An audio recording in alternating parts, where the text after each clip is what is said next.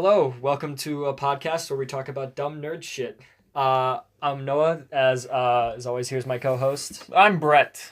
How's it going, Brett? Oh, dude. We haven't done this in a while. Yeah, it's been a couple years, 20, 30 years, I would say. Yeah, a lot has happened. Yeah, a lot's We've gone happened. through 8 presidents. Oh, man, and all 8 of them have been Trump. Gosh, it's crazy, Yeah, he man. got rid of that rule where you can only have 2 terms. That's crazy. It's crazy, dude. It's been crazy. Actually, it's only been maybe a year. We're joking. It's been a year, but still, it's a long time. That's a long time. There's been a lot of stuff that's happened. Missed you, man. We haven't talked in a while. No, we haven't, but it's good to be back, especially especially when we're talking about the stuff that we're talking about today, which is exciting. Yeah, it's a good. This one's good. Yeah, this one's good. So, we're talking about Spider-Man: Homecoming today, which was released just this past Thursday. Yeah, I've seen it 3 times. I've seen it once. The first Thursday showing I ever went to. Mm-hmm. So I saw it. I saw it Thursday night, then Friday night, and then I saw it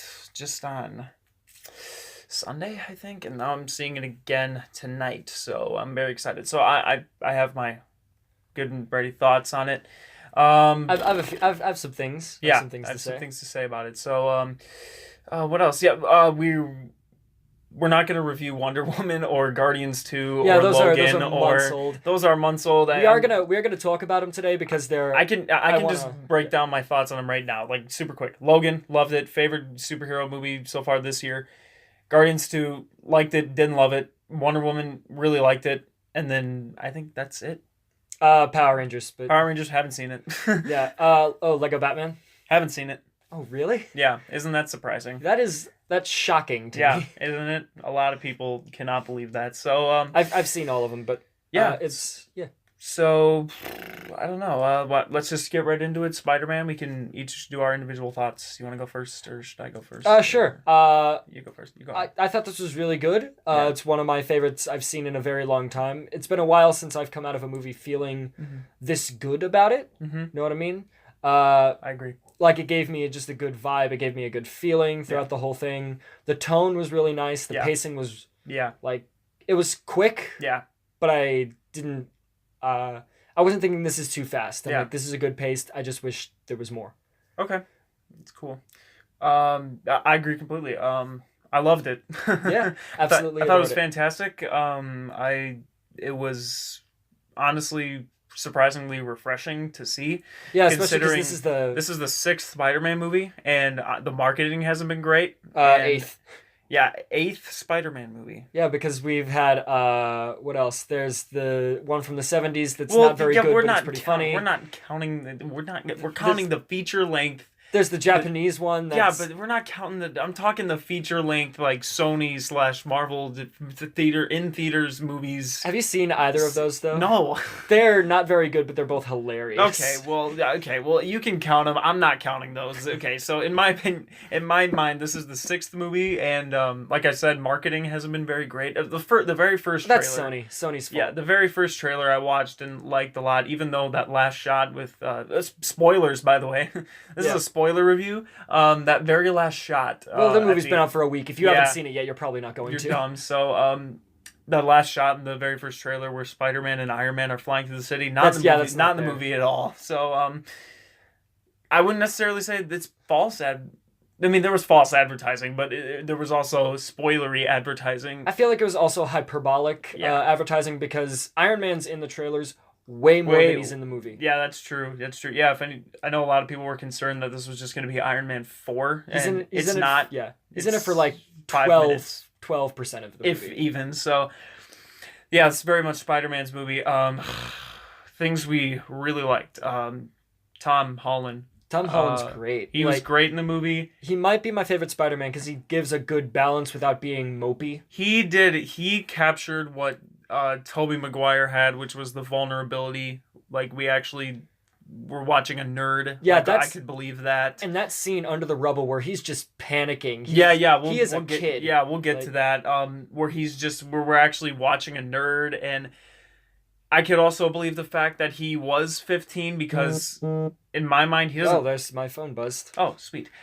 In my mind, he doesn't look 15. Like, he doesn't look 15. He does look a little older, but he has this voice, like this raspy, like high voice that makes him sound younger than he actually looks. Yeah, he does that really well. Yeah, which made me believe that, okay, I'm actually watching a kid here. So he did a great job with that. And even when he was as Spider-Man, he was great, we saw in Civil War how this is a Spider-Man that doesn't shut up. Well, he does when the situation gets a little too serious, but he's not Andrew. So yeah. Full disclosure, I like the Amazing Spider-Man movies. I know they're not very good, but I think they're fine. I enjoy them. But I will agree, Andrew Garfield, he does not shut up, and that's his problem. Yeah. Well, here's the thing. He doesn't shut up in the places where he should shut up. Yeah, but exactly. I think what Holland and Maguire do well is that they know when to shut up and when the serious demands it to be serious. Like you said, that rubble scene. But we're gonna get to that stuff later. But yeah, like I said, Holland, he's great as Peter and Spider-Man. Honestly, he's probably the best Spider-Man, I would probably say so. He just I completely agree. He just captures both sides of the character perfectly. So I like that. The supporting cast is also really good. I thought they were really good. His friend Ned is great. Sometimes he gets a little obnoxious with his questions and stuff. Yeah. I was like, this is irritating, but I got over it after a while. And he's funny. Like he has some really good lines in the movie. Yeah, where he gets caught in the computer room, that's one of my favorite jokes in the movie. I can't tell you, when me and my friend, we looked at each other and we lost it at that point. We were like, okay, this is amazing. But yeah, he was really good in the movie, but like I said, he probably did go a little overboard at times, but that's another... We'll get to that again. Anything else? The villain. Oh yeah, Michael Keaton is in this as the Vulture. Can I just say... He's amazing. I personally think that this is the best Spider-Man villain we have had. Probably. I mean, Doc Ock, I would say, is probably a little better than him. You see... because, honestly...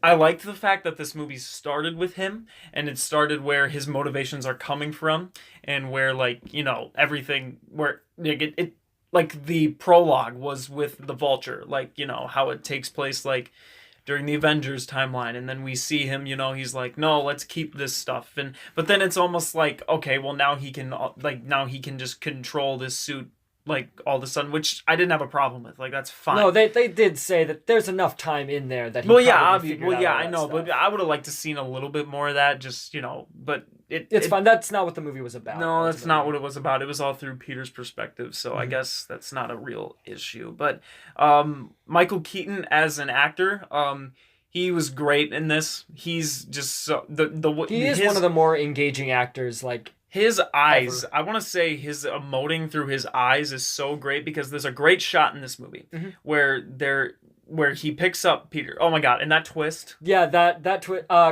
So I saw this with Kree, and then my friend Kree and I looked at each other, just with eyes wide, mouths wide. We were like...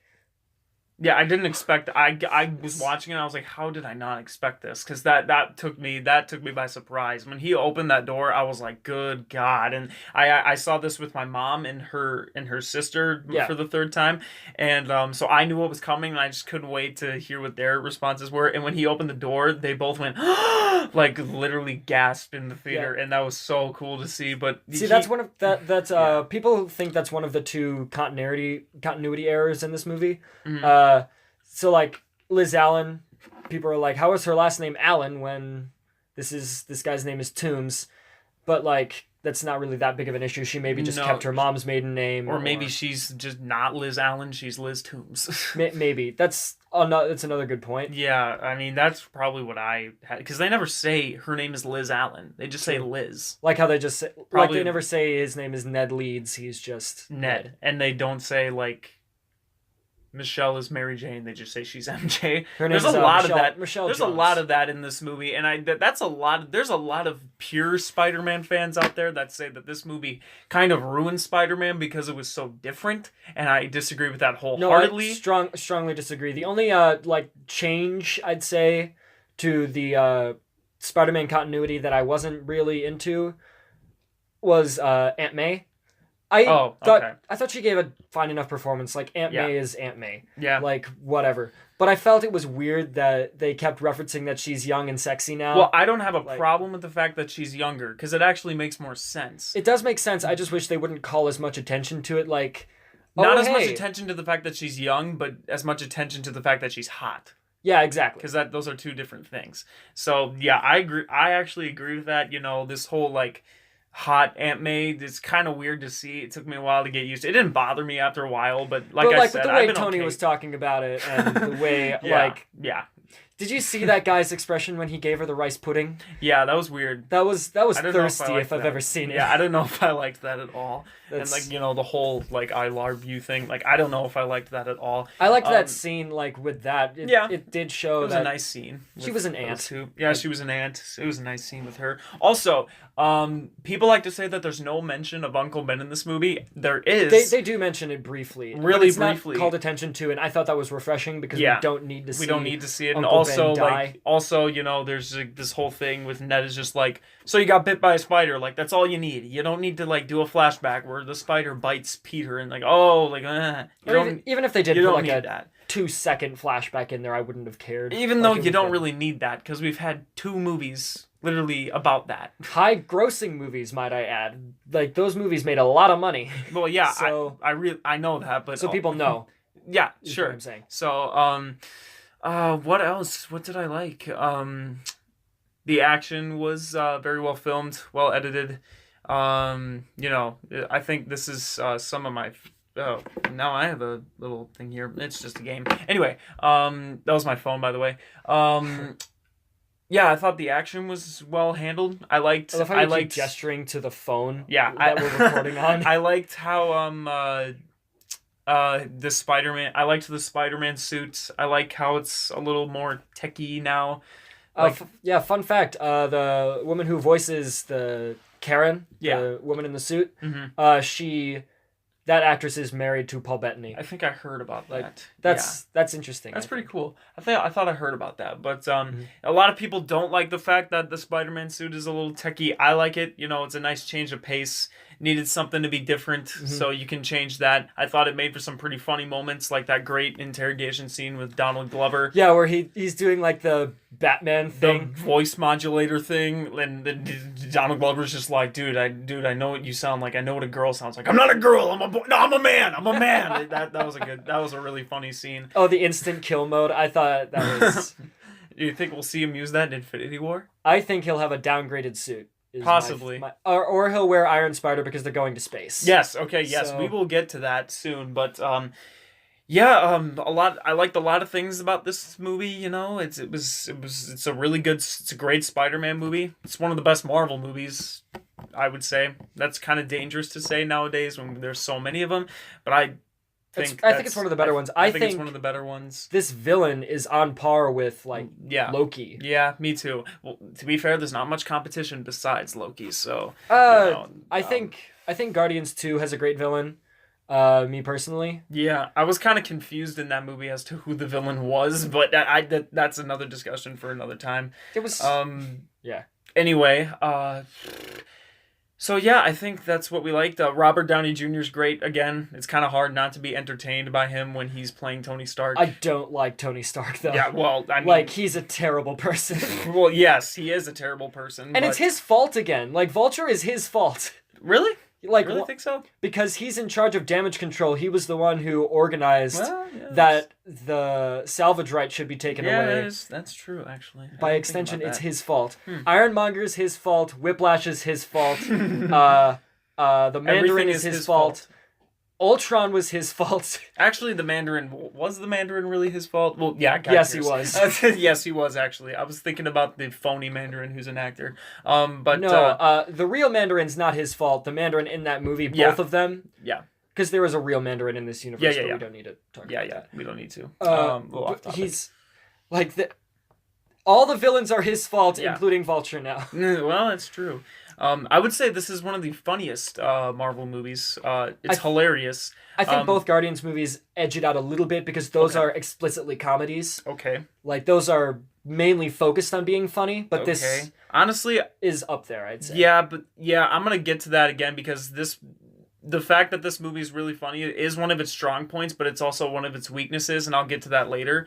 I think that's what we really liked about the movie. We can talk about what we didn't like. Maybe now we can transition into that. I already said the only thing I really had major issues with was how they kept calling attention to to Aunt May and yeah. Okay. Well, I have a couple things. And the marketing I didn't really get into. Yeah. Well, this is I have one thing. It's kind of a problem in my eyes, but so this, I would say this is my third favorite Spider-Man movie, and I would say the first two Raimi films are still up there by just this much because what those two movies did, which I felt this movie lacked and needed a little bit more, was this movie is really funny, and that's really good. That's a great thing, Mm-hmm. But I think it goes a little too much with the comedy.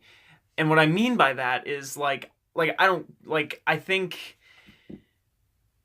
okay, so it goes a little overboard with the comedy, said that, and I think it gets in the way of when it's trying to get really emotional or when it's trying to try to have stakes set, because I felt like there was a certain lack of stakes in this movie. Example?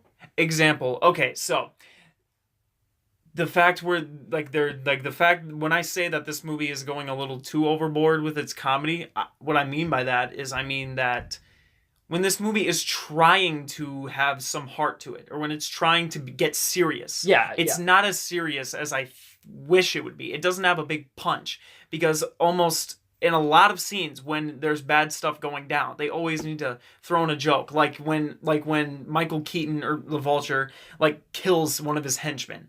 And then he goes, I thought this was the anti-gravity gun. It's why'd you have to have a joke in there? I didn't feel like that was meant to be... Well, I mean, it's it still was a joke, and people in the theaters that I saw it 3 times laughed, and it's why'd you have to have a joke in there? I laughed too, but also he was disposable, so... It's but can't you just have a scene where Michael Keaton is he's really serious about this business, and I'm gonna kill somebody, and, okay... It redeems itself because there's that great scene in the car with Peter and him. It redeems himself. He pulls a gun out and he's like... Right, it redeems himself. But I'm going to give another example that I just had in my mind I can't think about right now. That pisses me off. But, the scene where his friends are in the elevator on the monument, and it's about to go down. You're like, okay, I'm getting into this now. It's getting serious. Let's go.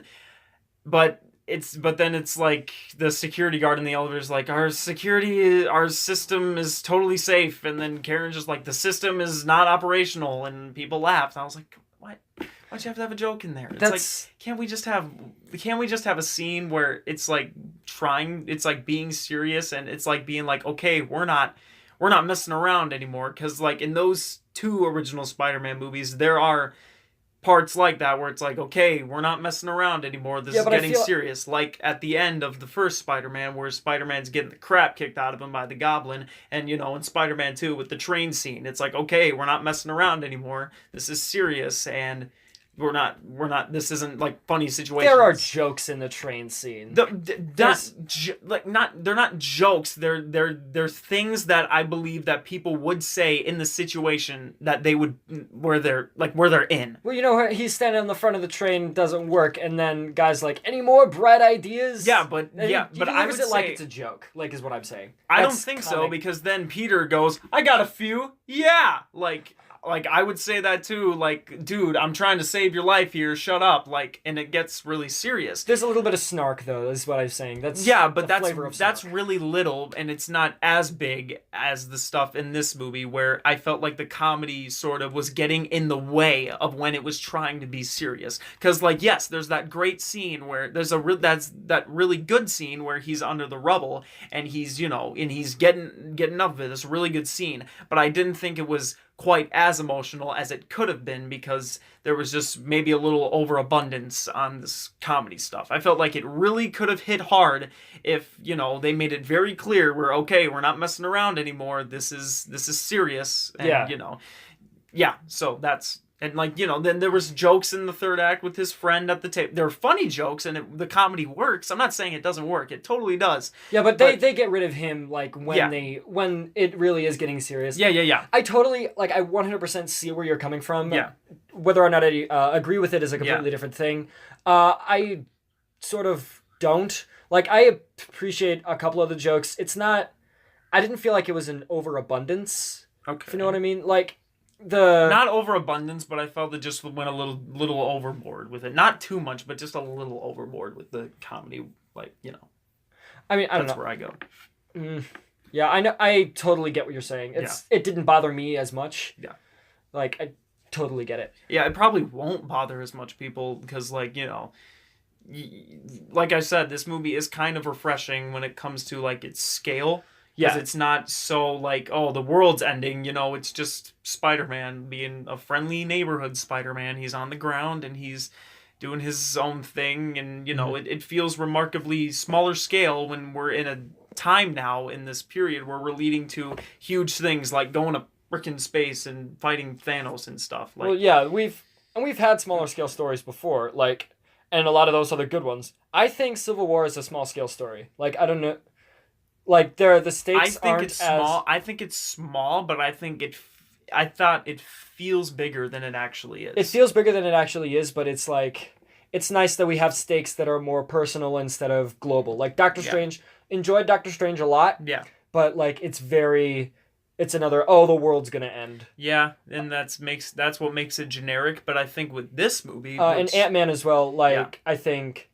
has smaller stakes and it's more personal, and that's why I think Ant-Man's great. I would say that and I agree with you, where this movie succeeds, where Doctor Strange doesn't, was like you said, it's the whole world's ending like type thing where that's been done to death so many times. And this is just someone who's going to steal some stuff that he shouldn't be stealing. Which that was really refreshing to see, and I really liked that because, you know, especially after Amazing Spider-Man 2, where it's like, okay, we're trying to be bigger than we actually are. They tried to make something out of nothing. Yeah. And it just didn't work. But this actually did. Also, end credit sequences. We actually got a Sinister Six setup that, you know, is proper. And even if it's not a Sinister Six setup, it's like, at the very least, it's set up for something in a proper way, because I don't know if they're going to introduce 4 or 5 other probably villains not, but I can't wait to see the Scorpion in live action. That's gonna be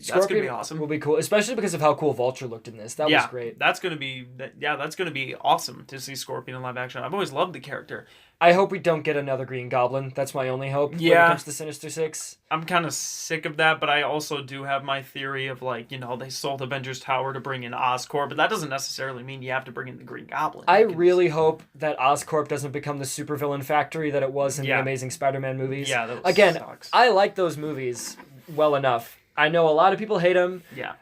More power to them. It's like, I don't care. They're fine. Yeah. But, like, I notice all the points that people make. It's a supervillain factory is pretty much what Oscorp is.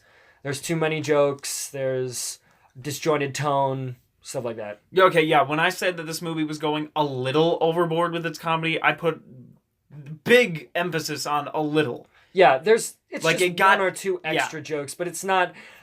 I hate this song. Yeah, and those scenes that were trying to be emotional, like I said, they were emotional, but not as much as I wish that they would be. Like, not the punch that I was hoping to get. But that may be just me. Maybe I've seen too many Spider-Man movies at this point. Yeah. But I don't know. You know, that's just me.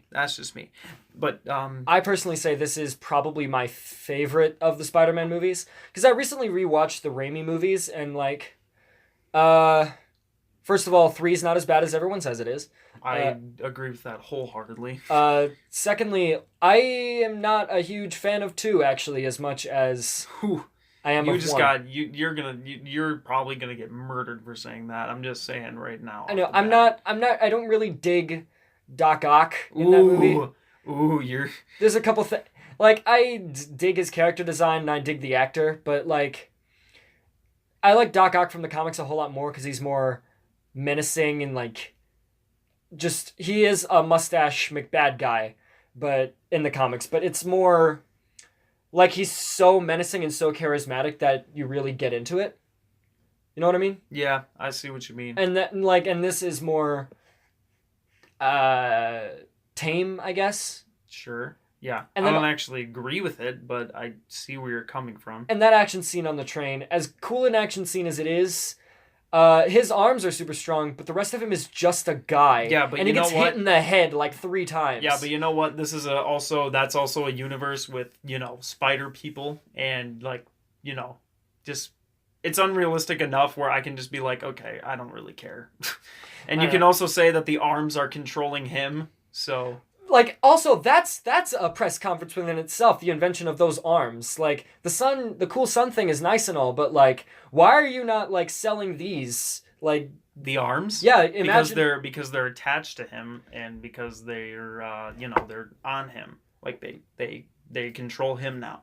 I mean, you perfect that technology, imagine what that could do for paraplegic people, for hospitals, for construction. For me, Spider-Man 2 is I didn't mean to cut you off, but for me, Spider-Man 2 is a character study more than anything. I know, but there's a great character study at that. I like those movies. I said again a lot. Oops. I like all of those movies. It's just, I don't know. Well, I'm gonna say this I don't love Spider-Man 2 as much as I like the other ones. Well, I'm gonna say this right now. Spider-Man Homecoming right now is my 3rd favorite Spider-Man movie, and that does not mean that I didn't like this movie. I love this movie, and it's a strong number 3 for me. The only thing that's holding it back is, like I said, that heart problem and the fact that the first 2 Spider-Man movies are just so iconic and so well made, and just everything about them it's so hard for me to say anything negative about them because of just how much I love them. How connected you are. I know exactly how connected I am to them. I've rewatched them and I try looking for flaws. I try looking at them through these more. You tried to take out the rose-colored spectacles. Well, yeah, the nostalgic goggles. I take those off, and I can do that. I'm very capable of doing that. Yeah. And I have, and even without those goggles, I still think they're great movies. I really do. I wholeheartedly believe it. Yeah. And that's the only thing that's holding them back. So that's just me.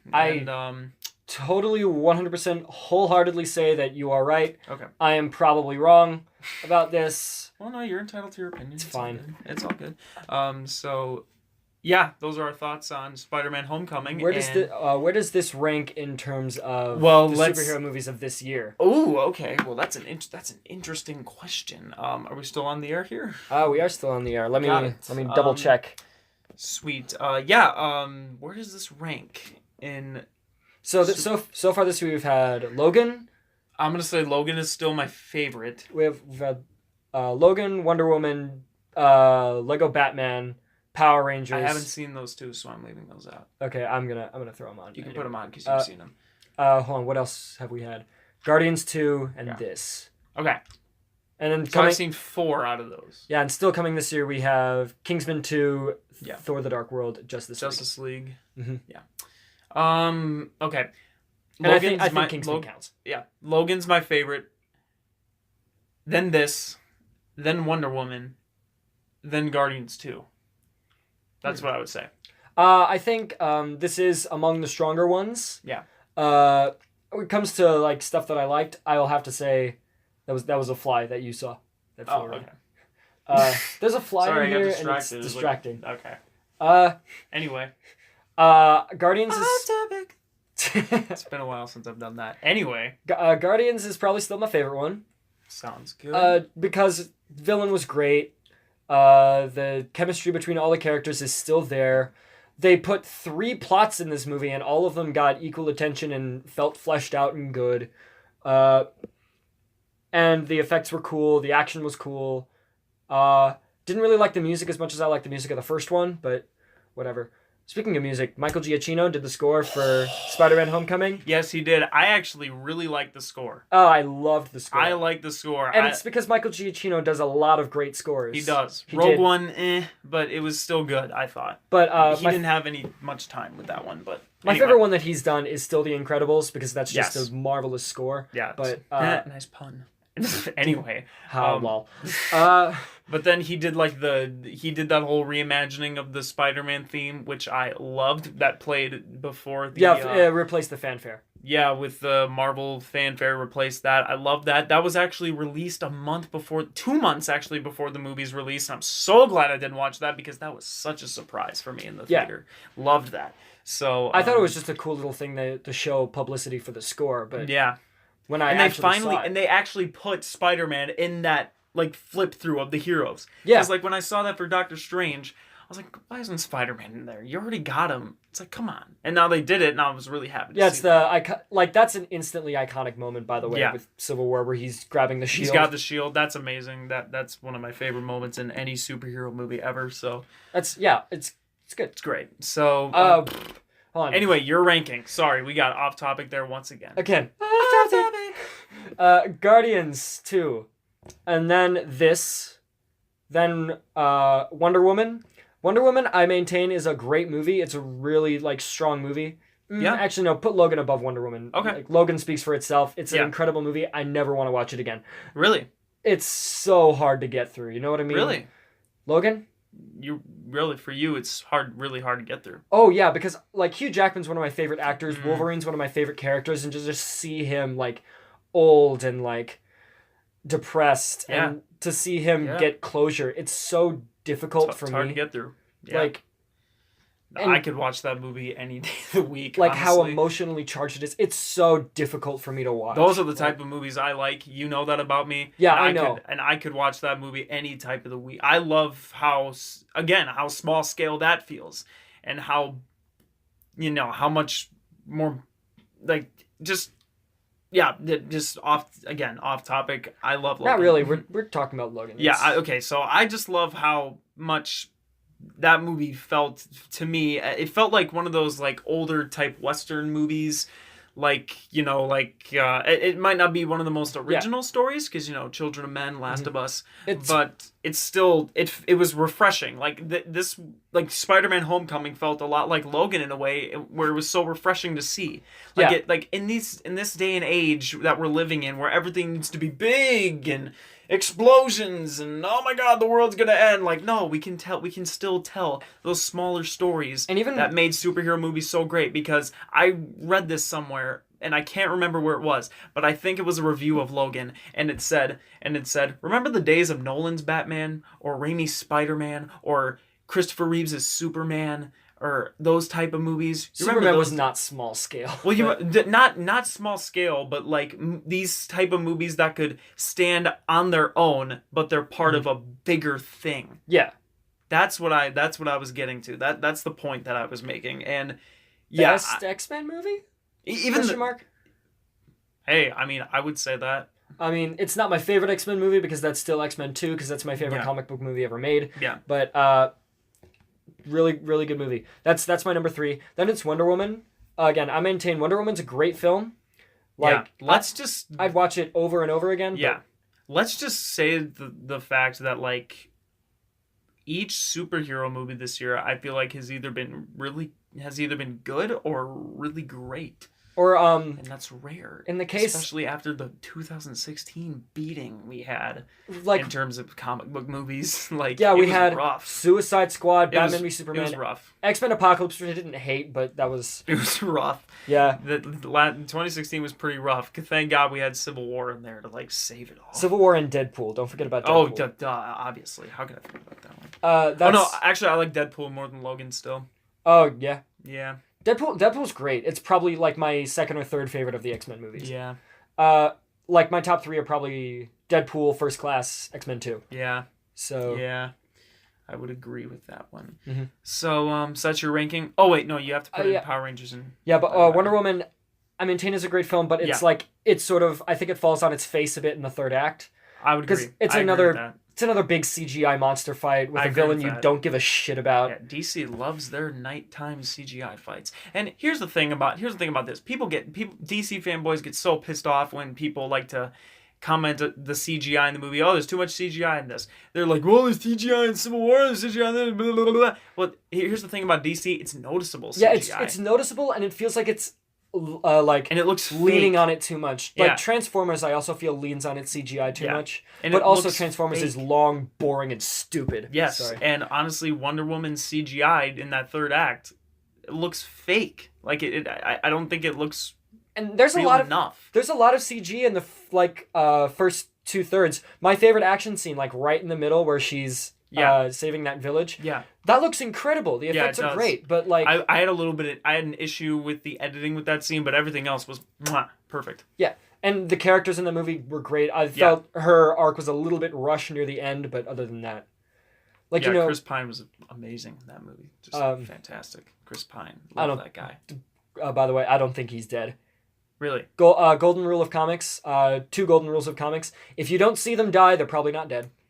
Yes, but that movie took place in World War I, and now she's in 2016. So if anything, he's probably dead by now, even if he didn't die in that explosion. Obviously, he's dead now, but they're making another Wonder Woman movie. Rumor has it it'll be set in the Cold War, and he'll come back. So So Wonder Woman's just in present day, she's gonna keep telling stories about her past. Yeah. Or maybe it won't be a flashback movie. Maybe it'll just be straight up, here's the movie. I got a text message. That can wait. Yeah, but no. It's good. I think it's really strong. Yeah. It's the best DC film to date. Best female superhero movie to date. To be fair, not much competition. Yeah, Elektra, Catwoman. Supergirl. Supergirl is awful. I think that's the worst one. Probably. Like, they're all terrible. Yeah. But Supergirl is uniquely terrible. Yeah, awful. Just awful movie.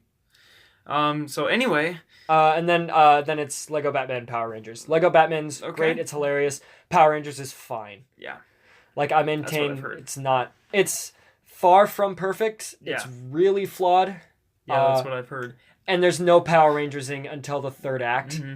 So sequel will probably be good. Honestly, the main reason why I haven't seen the Lego Batman movie is because I'm afraid that I'm going to get way too hooked on it and want to buy every single Lego Batman set from the movie. You would do that. I would do that, and I'm really scared that that's what's going to happen because, like, almost every single vehicle from that movie I've heard is a Lego set, and I'm like, I want these, but I think you can buy just the one vehicle, though, and, like, you could change it into different ones. Yeah, that's true. So, but anyway, so that's where we would rank Spider-Man: Homecoming with our superhero movies of this year. Both of us at second best. So yeah, second best. And honestly, it's one of my favorite movies of the year, and it's one of the most fun films I've seen all year. And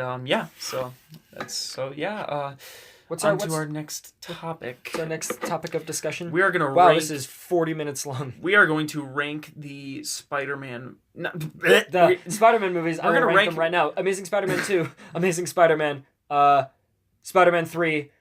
From best to... Are you doing worst to best or best I'm doing to best worst? to worst. Oh, no, okay. I'm kidding. I was going to say. No, worst to best. Amazing Spider-Man 2. Amazing Spider-Man.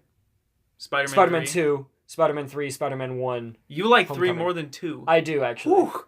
Interesting. I'll rank mine I'm aware that 3 is worse than 2, but it's not as bad as everyone says it is. And I agree with that, but still. Anyway, I'm going to rank on best to worst. Spider-Man 2, Spider-Man 1, Homecoming 3, and then, the other schluck. So, anyway... that was not the topic that we were supposed to talk about. But anyway, we're splitting. I'm going to split this into 2 parts because this is going to be